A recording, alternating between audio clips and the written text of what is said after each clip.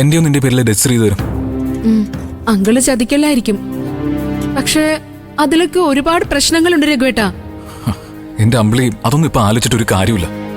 തൽക്കാലം കാര്യം നടക്കണ്ടേ?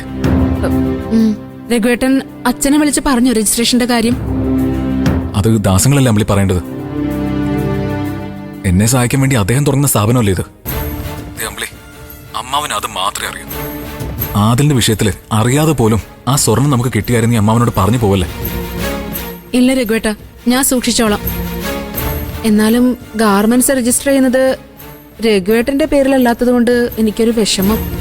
ഒരു വിഷമം വേണ്ട അമ്പിളി, നീ ധൈര്യമായിട്ടിരിക്കെ. എല്ലാം നല്ലതിനാന്ന് വിചാരിച്ചാ മതി. എന്നാ ഞാൻ വെക്കട്ടെ, ദാസങ്ങളിപ്പോ കഴിക്കാൻ വിളിക്കും. ശരി രഘുവേട്ടാ, എന്നാ വെച്ചോ.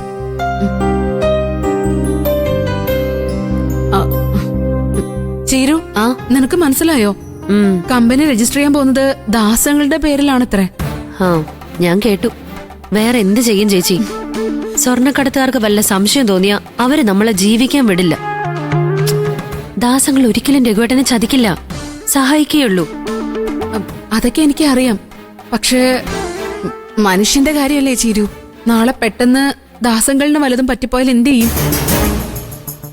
ദൈവം സഹായിച്ചൊന്നും പറ്റാതിരിക്കട്ടെ, പക്ഷെ നമ്മൾ അതുകൂടി കാണണ്ടേ? ദാസങ്ങളിന് വല്ലതും സംഭവിച്ച അദ്ദേഹത്തിന്റെ പേരിലുള്ള സ്വത്ത് അദ്ദേഹത്തിന്റെ മക്കൾക്കല്ലേ കിട്ടൂ?